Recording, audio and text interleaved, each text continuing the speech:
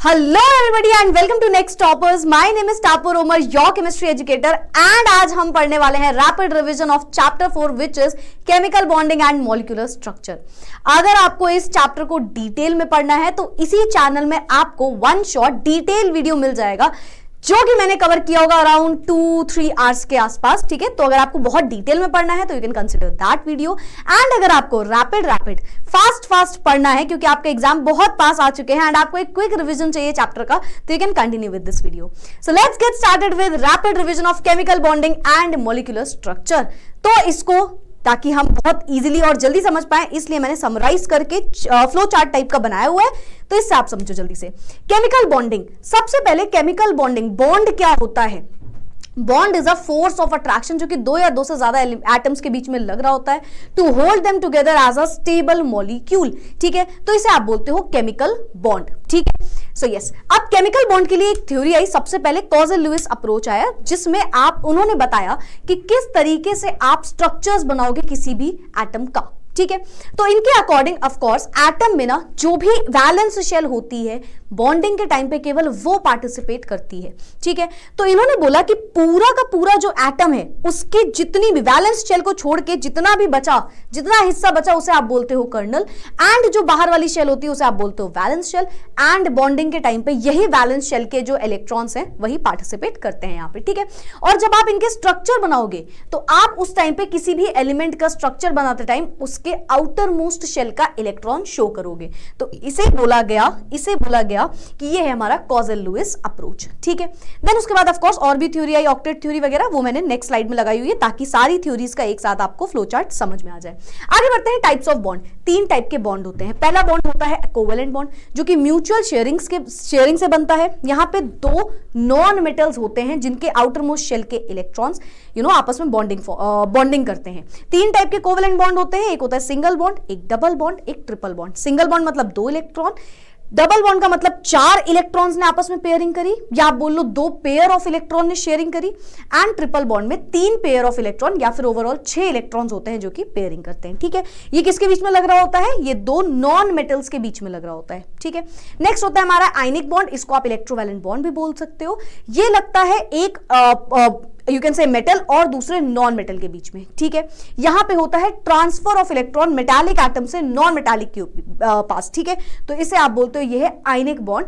यहां पे चार्जेस होते हैं तो आयंस का फॉर्मेशन होता है, और ऊपर क्या होता है? ऊपर मॉलिक्यूल्स का फॉर्मेशन होता है। ठीक है, लास्ट होता है आपका कोऑर्डिनेट बॉन्ड। कोऑर्डिनेट बॉन्ड एक टाइप ऑफ कोवैलेंसी होती है जहां पे one of the combining atom जो है वो कंट्रीब्यूट करता है both the shared pair of electrons. जैसे वाटर का स्ट्रक्चर जो होता है उसमें 2 हाइड्रोजन होता है, सेंटर में एक ऑक्सीजन होता है।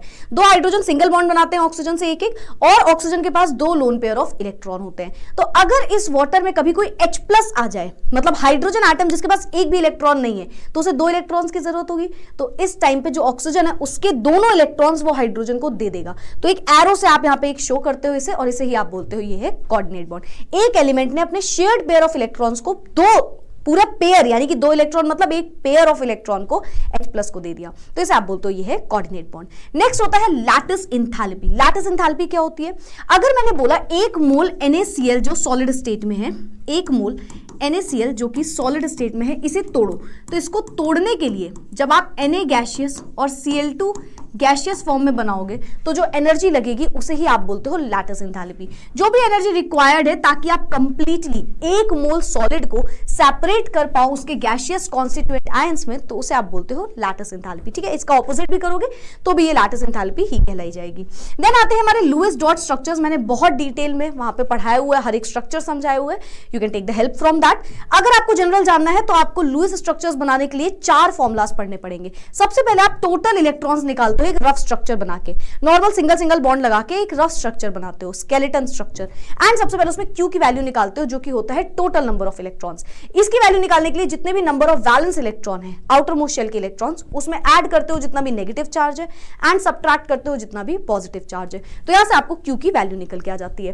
देन उसके बाद आप बॉन्ड पेयर के इलेक्ट्रॉन्स निकालते हो। कैसे निकालेंगे? 2 इंटू जितने भी नंबर ऑफ बॉन्ड्स हैं, रफ स्ट्रक्चर में जो भी आपने नंबर ऑफ बॉन्ड्स बनाए हैं उसको 2 से मल्टीप्लाई कर देना। देन आप लोन पेयर के इलेक्ट्रॉन निकालोगे जो कि होता है जो कि होता है क्यू में से माइनस कर देना बॉन्ड पेयर के इलेक्ट्रॉन्स, क्यू में से टोटल नंबर ऑफ इलेक्ट्रॉन में से जो भी बॉन्ड पेयर इलेक्ट्रॉन आया उसे माइनस कर देना। तो इस तरीके से आप एक स्ट्रक्चर बना लोगे, ठीक है। अच्छा, ये चीज याद रखना, जो भी आपने लोन पेयर इलेक्ट्रॉन्स निकाले हैं वो दो तरीके से काम आएंगे, या तो वो लोन पेयर फिल करने के काम आते हैं, या तो फिर वो किसके काम आते हैं, डबल या फिर ट्रिपल बॉन्ड बनाने के काम आते हैं, ठीक है। सो यस, फॉर्मल चार्ज क्या होता है? Formal charge basically overall species पे कुछ चार्ज लगा होता है, वो चार्ज किस वाले एटम पे जाने वाला है, सेंट्रल एटम पे जाएगा या कॉर्नर एटम्स में जाएगा या कौन से एटम में जाएगा जो चार्ज है, तो उसे आप बोलते हो ओवरऑल निकालने के लिए फॉर्मल चार्ज आप बेसिकली निकालते हो, तो आपको पता चल जाता है कि कॉर्नर एटम्स में कहां पे कौन सा चार्ज लगा हुआ है, ठीक है। जनरली पॉजिटिव चार्ज आप सेंट्रल एटम को देते हो और नेगेटिव चार्ज आप किसी कॉर्नर एटम में लगाते हो, ठीक है। इसको कैसे निकालते हैं? वैलेंस इलेक्ट्रॉन में से लोन पेयर के इलेक्ट्रॉन माइनस कर देना, फिर माइनस करना जो भी बॉन्ड पेयर के इलेक्ट्रॉन्स हैं और उसे 2 से डिवाइड कर देना, ठीक है। बॉन्ड पेयर के इलेक्ट्रॉन डिवाइड बाय 2, तो ये आपका फॉर्मल चार्ज निकल के आ जाएगा। कुछ बॉन्ड पैरामीटर्स होते हैं जिसमें से पहला होता है बॉन्ड लेंथ, दो एटम्स के बीच में जो अच्छा देखो, बॉन्ड एक्चुअली में कुछ होता नहीं है, it's just a force of attraction, है ना। दो एटम्स के बीच की सेंटर से सेंटर तक की जब आप डिस्टेंस देखोगे, जितने क्लोज वो आ सकते उतना क्लोज रख दिया, है ना, मॉलिक्यूल बनाने की कोशिश की, एंड उनके सेंटर से सेंटर तक की डिस्टेंस को आपने बोल दिया वो है उसकी बॉन्ड लेंथ। बॉन्ड एंगल क्या होता है? अच्छा, बॉन्ड लेंथ में एक और चीज, कोवेलेंट रेडियस जो होती है, कोवेलेंट की जो बॉन्ड लेंथ होती है, क्योंकि कोवेलेंट में ऐसे आपस में ओवरलैप कर रहे होते हैं ना, तो यहाँ पे सबसे छोटी बॉन्ड लेंथ होती है ना। देन उसके बाद मेटालिक एंड देन उसके बाद अपना वैन डर वाल रेडियस, ठीक है। बॉन्ड एंगल क्या होता है? वाटर हमें लगता है एक H, एक ऑक्सीजन, एक H ऐसे लगा होगा, बट एक्चुअली वो 104.5 डिग्री के कुछ एंगल में लगा होता है। तो ऑक्सीजन देन हाइड्रोजन, है ना, थोड़ा सा ऐसा स्ट्रक्चर उसका होता है। तो यहाँ पे जो एंगल हुआ, यहाँ पे जो ऑर्बिटल्स के बीच का यू कैन से एंगल हुआ, क्योंकि बॉन्ड तो कुछ होता नहीं है, तो इलेक्ट्रॉन जिसमें है उसके एंगल को आप बोल रहे हो कि वो होता है उसका बॉन्ड एंगल। बॉन्ड इंथैल्पी या आप बोल सकते हो बॉन्ड एनर्जी, है ना। तो एक मोल बॉन्ड को तोड़ने के लिए जो एनर्जी है दैट इज आपका बॉन्ड इंथैल्पी। देन आता है हमारा बॉन्ड ऑर्डर, मतलब टोटल नंबर ऑफ बॉन्ड्स कितने हैं, ठीक है, तो वो होता है बॉन्ड ऑर्डर। देन आता है बॉन्ड पोलैरिटी, है ना, डाइपोल मोमेंट जिसके लिए आप निकालते हो। तो बेसिकली हर एक जो एटम है उसमें बॉन्ड पोलैरिटी कितना पोलर है, कितना कौन सा कैरेक्टर है। हर बॉन्ड में यू कैन से आयनिक और कोवेलेंट दोनों कैरेक्टर होते हैं, बस किसी में कोवेलेंट ज्यादा होता है, किसी में आयनिक ज्यादा होता है। तो उसके बेसिस पे जो भी हमारे पास चार्ज आता है, जो भी अपना डाइपोल मोमेंट निकलता है, उसके लिए हम यूज करते हैं बॉन्ड की पोलैरिटी, ठीक है। नेक्स्ट आता है हमारे पास रेजोनेटिंग स्ट्रक्चर्स। पाई बॉन्ड जो होता है, पाई इलेक्ट्रॉन्स जो होते हैं वो कहीं ना कहीं डीलोकलाइज स्टेट में होते हैं, इधर उधर घूम रहे होते हैं। तो उसके बेसिस पे जो हमारे डिफरेंट हाइब्रिड स्ट्रक्चर्स बनते हैं उन्हें आप बोलते हो रेजोनेटिंग स्ट्रक्चर्स, ठीक है। जैसे अगर आप ओजोन को ही देख लो, O3 को, तो पहले एक सिंगल बॉन्ड आप ऑक्सीजन में पहले एक ऑक्सीजन में सिंगल बॉन्ड और दूसरे में डबल बॉन्ड दिखाया। फिर हमने देखा ये जो डबल बॉन्ड है, यानी कि जो पाई इलेक्ट्रॉन्स है ये कंटिन्यूअसली डीलोकलाइज स्टेट में, तो ये डबल बॉन्ड दूसरे जगह लग गया, इधर वाले ऑक्सीजन के बीच में लग गया, और इस तरीके से ये इलेक्ट्रॉन घूम रहे हैं। तो इसके ये होते हैं कैनोनिकल स्ट्रक्चर्स, और एक्चुअली में जो प्रेजेंट होता है वो होता है हाइब्रिड स्ट्रक्चर, जो कहता है कि वो जो डबल बॉन्ड है ना वो इधर भी लग रहा है और हल्का हल्का सा इधर भी लग रहा है, तो डॉटेड लाइन से इसको आप शो करते हो। ये हो गया अपना रेजोनेटिंग स्ट्रक्चर्स, ठीक है। देन आता है फजान्स रूल्स। What is फजान्स rule? कोई भी एटम में ना ही तो पूरी तरीके से ऐसे कोवेलेंट बॉन्ड होता है, ना ही तो पूरी तरीके से इलेक्ट्रोवेलेंट बॉन्ड होता है, ठीक है। कहीं ना कहीं कोवेलेंट में हल्का सा इलेक्ट्रोवेलेंट कैरेक्टर भी होता है, या आयनिक बोल लो, और आयनिक में हल्का सा कोवेलेंट कैरेक्टर होता है, ठीक है। तो अगर हमने एक कैटायन और एक एनायन को रख दिया, तो कैटायन छोटा सा होता है ना, कहीं ना कहीं एटम कैटायन जो होता है वो छोटा होता है साइज में, तो वो अगर एनायन के पास गया तो एनायन को खींचने लगता है, तुरंत क्या करता है, खींचने लगता है अपनी तरफ, एंड इसकी वजह से जो हमारा एनायन होता है उसका स्ट्रक्चर थोड़ा सा डिस्टॉर्ट हो जाता है। ये कैटायन था, ये एनायन था, ठीक है। एनायन ने क्या किया, कैटायन को अपनी तरफ खींचा, तो जिसका स्ट्रक्चर ऐसे है वो कुछ ऐसे हो गया, ऐसे इसकी तरफ आ गया, तो यहां पे ये जो होता है फजान्स रूल कहलाता है, ठीक है। तो बेसिकली कैटायन जितना छोटा होगा उतना ज्यादा उसकी बॉन्ड पोलैरिटी होगी, है ना, पोलराइजिंग पावर होगी। एनायन जितना बड़ा होगा उतनी ज्यादा पोलराइजिंग पावर होगी। तो इस पोलराइजेशन के थ्रू जो बातें होती हैं वो अपने फजान्स रूल में आती हैं। आगे बढ़ते हैं, कुछ थ्योरीज आई इसके बेसिस पे, है ना, डिफरेंट थ्योरीज आई, जैसे कि सबसे पहले कॉजल लुईस थ्योरी आपने पढ़ ली, देन उसके बाद ऑक्टेट रूल या ऑक्टेट थ्योरी क्या कहता है, आउटर मोस्ट शेल में अगर एक क्यूब रख दो तो उसके 8 कॉर्नर्स होते हैं। सिमिलरली एक एटम में 8 कॉर्नर्स होते हैं, जिसमें अगर वो फुल है ऑफ कोर्स तो वो स्टेबल हो जाता है, एंड अगर वो फुल नहीं है तो वो स्टेबल होने की कोशिश में लग जाता है, ठीक है। तो इस तरीके से अपना ऑक्टेट रूल आया, ठीक है। Octet theory, outer most shell में 8 इलेक्ट्रॉन, ऑक्टेट रूल अगर फॉलो हो रहा है तो वो स्टेबल है, ठीक है। देन आती है हमारी वैलेंस बॉन्ड थ्योरी, या जिसे आप बोलते हो वीबीटी। वीबीटी किससे डील करता है, ये डील करता है ओवरलैपिंग से, ठीक है। तो अगर कभी भी एक एस, और देखो दो टाइप के बॉन्ड होते हैं, एक सिग्मा बॉन्ड, एक पाई बॉन्ड। सिग्मा बॉन्ड मतलब single bond, sigma bond is stronger bond, pi bond is weaker bond, ठीक है। पाई बॉन्ड इज डबल या ट्रिपल बॉन्ड, पहला बॉन्ड इज सिग्मा बॉन्ड, ठीक है। तो सिग्मा बॉन्ड कैसे बन रहा है? हेड ऑन ओवरलैपिंग से। पाई कैसे बन रहा है? साइड वाइज ओवरलैपिंग से। सिग्मा हेड ऑन ओवरलैपिंग से बन रहा है, ठीक है। तो एस बेसिकली एस ऑर्बिटल में हमेशा sigma bond you can say head on overlapping होती है, ठीक है। तो अगर एस और एस ऑर्बिटल्स आपस में ओवरलैप कर रही है तो उसे आप बोलते हो सिग्मा एस एस ओवरलैपिंग हो रही है। अगर एक एस दूसरे पी से ओवरलैप कर रहा है ना, तो इसे आप बोलते हो सिग्मा एस पी ओवरलैपिंग हो रही है। अगर एक पी दूसरे पी से ओवरलैप कर रहा है तो पी और पी आपस में हेड ऑन ओवरलैपिंग भी कर सकते हैं एंड साइड वाइज ओवरलैपिंग भी कर सकते हैं, ठीक है। तो एस और पी, पी और पी, एस और एस, ये तीनों के तीनों यहां पे क्या हो गए? Head on overlapping. और ये पाई बॉन्ड में केवल और केवल साइड वाइज ओवरलैपिंग होती है। तो पाई पी और पी के बीच में साइड वाइज ओवरलैपिंग होती है। तो इस तरीके से ओवरलैपिंग से डील करता है कि कौन से ऑर्बिटल्स कैसे ओवरलैप कर रही हैं, तो वो हमारा बैलेंस बॉन्ड थ्योरी बताता है। नेक्स्ट आता है हमारे पास हाइब्रिडाइजेशन। इसके लिए वर्ड यूज होता है इंटरमिक्सिंग। इंटरमिक्सिंग, ठीक है। दो ऑर्बिटल्स किस तरीके से इंटरमिक्स कर रही हैं, ठीक है। एक एस और एक पी मिलके एक डीजेनरेटेड न्यू ऑर्बिटल बना रही है जिसे आप एसपी का नाम दे रहे हो। एक एस एक पी जो डिफरेंट डिफरेंट एनर्जी की डिफरेंट ऑर्बिटल्स हैं, अगर हमने इसको इंटरमिक्स कर दिया, तोड़ के जोड़ के वापस से रख दिया, तो सिमिलर एनर्जी की हमें ऑर्बिटल मिलेगी जिसका नाम हो जाएगा एस और पी ऑर्बिटल, यानी कि एसपी ऑर्बिटल बन गया। दो एसपी ऑर्बिटल बन गई। एक एस और दो पी आपस में मिला तो sp2 ऑर्बिटल बनी, sp2 हाइब्रिडाइजेशन बनी, यू कैन से। एक एस और तीन पी मिल गए, sp3 सेम एनर्जी की sp3 बन गई, ठीक है। एक एस और तीन पी मिल गए, एक एस और तीन पी मिल गए, तो चार ऑर्बिटल बन गई सेम एनर्जी की sp3 एंड sp3। तो इसे आप बोलते हो कि ये है हाइब्रिडाइजेशन, ठीक है। यहां पे आपको ज्योमेट्री भी पता चलती है, ठीक है।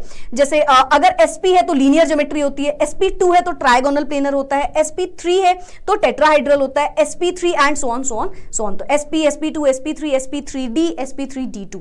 तो ये हाइब्रिडाइजेशन है। कार्बन की तीन हाइब्रिडाइजेशन देखने को मिलती है, sp, sp2, sp3। मैंने आपको ऑर्गेनिक में पढ़ाया था, है ना। नेक्स्ट आता है हमारे पास VSEPR theory, which is valence shell electron pair repulsion theory, ठीक है। ये थ्योरी क्या बोलती है कि अगर मल्टीपल बॉन्ड लगे, डबल बॉन्ड, ट्रिपल बॉन्ड, तो ये थ्योरी बोलती है कि उसे सिंगल बॉन्ड की तरह कंसिडर करो, ठीक है। तो उसके बेसिस पे जो बातें होंगी वो आपको VSEPR में पता चलती है। VSEPR की सबसे अच्छी खासियत ये है कि इसने ज्योमेट्री के साथ साथ शेप भी बताया, ठीक है। ज्योमेट्री के साथ साथ शेप भी बताया। शेप कैसे बताते हैं और शेप और ज्योमेट्री में डिफरेंस क्या होता है? अगर कभी मैं बोलूं लोन पेयर को हटा दो तो जो बन के आ रहा है वो शेप हुआ, एंड अगर लोन पेयर को इंक्लूड कर रहे हो तो जो बन के आ रहा है वो उसकी ज्योमेट्री हो गई, ठीक है।